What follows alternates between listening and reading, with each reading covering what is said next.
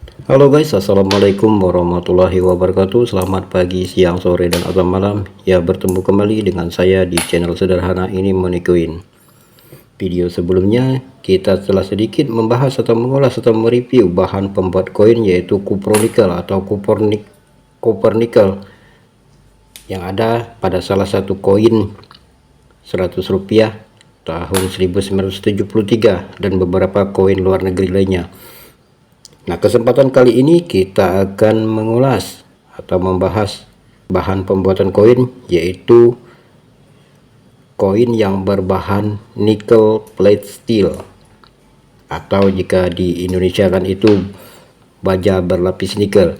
Ya, Indonesia ada koin yang baru-baru ini memiliki atau membuat mencetak koin dari bahan baja berlapis nikel, nickel plate steel.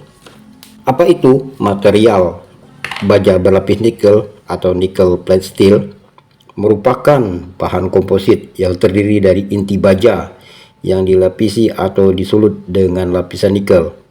Komposisi logam ini menciptakan bahan unik dengan sifat dan aplikasi yang diinginkan di berbagai industri. Ya, jadi dalam konten ini kita akan membahas lebih dalam tentang dunia baja bersulut nikel, mengeksplorasi komposisi, karakteristik, dan berbagai penggunaannya. Tentu yang akan kita sorot adalah pada koin yang terbuat dari bahan baja berlapis nikel. Baja berlapis nikel terdiri dari dua lapisan yang berbeda, inti baja dan lapisan luar dari nikel.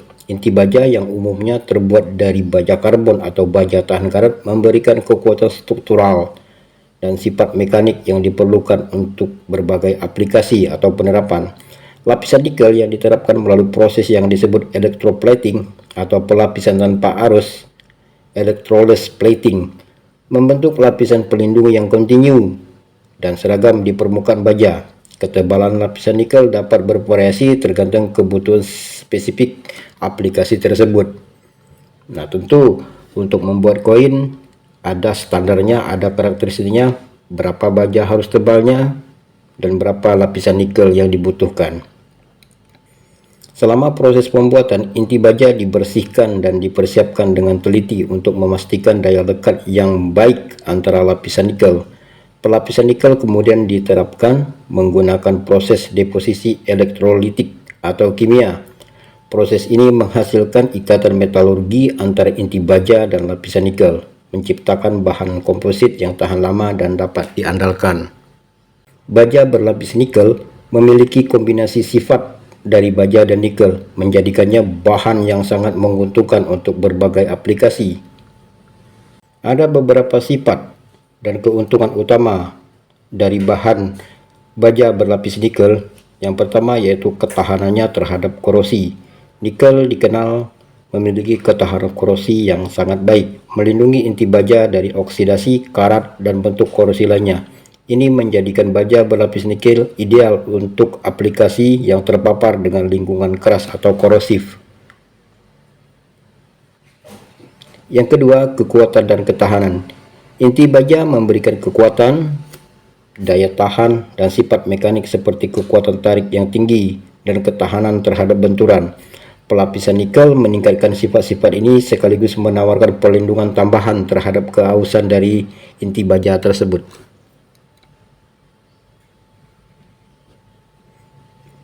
Yang ketiga yaitu konduktivitas listrik. Baja berlapis nikel menunjukkan konduktivitas listrik yang baik karena sifat konduktif dari nikel dan baja.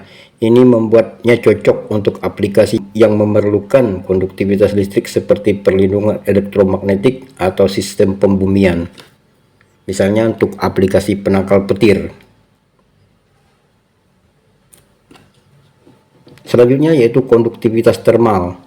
Baja berlapis nikel memiliki konduktivitas termal yang tinggi, memungkinkan transfer panas yang efisien. Sifat ini sangat bermanfaat untuk aplikasi yang memerlukan disipasi panas atau pengelolaan termal. Dan yang terakhir yaitu kemudahan dalam pengelasan. Itu jika kita mengulas atau sedikit menginformasikan manfaat dari bahan baja berlapis nikel. Sifat unik dari baja berlapis nikel menjadikannya sangat serbaguna yang mengarah pada berbagai aplikasi di berbagai industri. Beberapa aplikasi utama dari baja berlapis nikel adalah misalnya untuk elektronik dan rekayasa listrik, industri otomotif, industri dirgantara dan pertahanan, pengolahan kimia, telekomunikasi, dan sudah pasti yang menjadi sorotan utama kita adalah bahan pembuatan koin.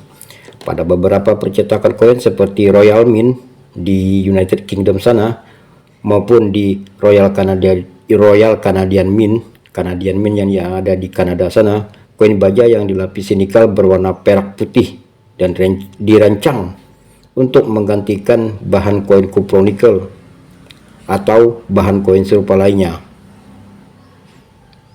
Nah, pelapisan nikel monoply umumnya memiliki ketebalan 25 mikron.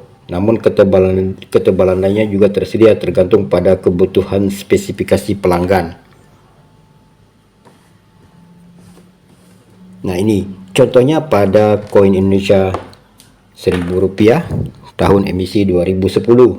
Menurut Peraturan Bank Indonesia nomor 12/4/PBI/2010 tentang pengeluaran dan pengiriman uang logam rupiah pecahan 1000 tahun emisi 2010, bahwa di situ kita mengetahui spesifikasinya, yaitu ada pada pasal 2 yang berbunyi macam uang rupiah sebagaimana dimaksud dalam pasal 1 merupakan jenis uang logam yang terbuat dari bahan nickel plate steel. Bagian muka dan bagian belakang uang rupiah dicetak dengan warna putih keperakan atau silvery white.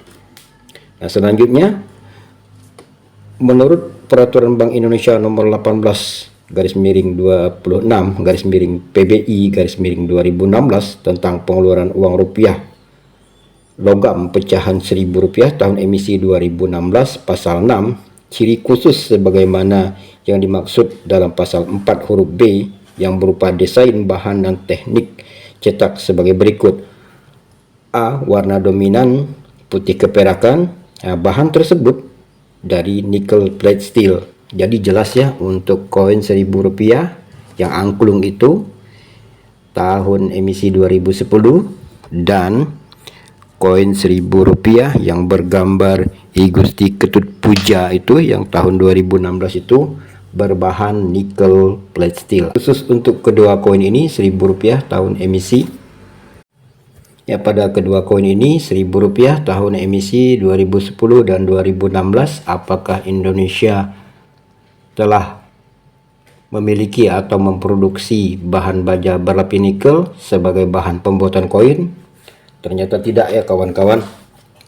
Jadi Royal Canadian Mint atau disingkat RCM, pabrik koin mata uang di kota Winnipeg, Manitoba, Kanada, memproduksi lempeng logam mata uang rupiah yang dipesan oleh Bank Indonesia.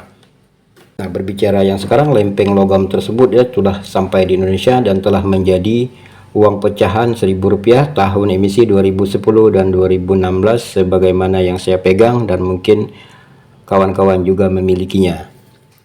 Nah, RCM atau Royal Canadian Mint memproduksi koin dengan nominal Rp1.000 berbahan baku baja berlapis nikel. RCM jadi memproduksi koin kosong blank, sementara percetakan nilai dan desain lainnya dilakukan oleh Peruri. Jadi jelas Indonesia memesan blank koin berbahan baja berlapis nikel. Untuk selanjutnya proses percetakan dan desainnya dilakukan oleh Peruri. Nah, saat ini koin buatan RCM diproduksi dengan teknologi yang saat ini diklaim sebagai tercanggih dunia. Teknologi pelapisan berkali-kali atau multiple plating sebagaimana yang telah saya singgung di awal tadi, membuat koin tersebut akan tahan lama di segala cuaca termasuk cuaca ekstrim. Selain itu, proses multiple plating juga memungkinkan pelapisan ketebalan diatur dengan ukuran mikron. Nah, jadi perbedaan pelapisan itu membuat setiap denominasi bisa ditentukan ciri-ciri elektromagnetiknya sehingga koin aman dari pemalsuan atau kejahatan lainnya. Koin yang dilapisi nikel melepaskan tingkat nikel yang lebih tinggi ke kulit dibandingkan dengan koin cupronikel sehingga meningkatkan risiko alergi. Jadi itu adalah salah satu kekurangan dari segi aspek kesehatan, terutama bagi mereka yang alergi, yang memiliki risiko alergi nikel. Oke guys, inilah akhir dari episode kali ini. Terima kasih telah menyaksikan dari awal sampai akhir terkait dari sektor industri yang kemampuannya menggabungkan kekuatan baja dan ketahanan nikel, yang salah satunya dipergunakan untuk memproduksi koin. Dan contohnya Indonesia telah menerbitkan koin Rp1.000 tahun emisi 2010 dan tahun 2016 berbahan baja berlapis nikel atau nickel plate steel. Akhir kata, terima kasih telah menyaksikan dari awal sampai akhir. Saya ucapkan wassalamualaikum warahmatullahi wabarakatuh. Salam numismatik.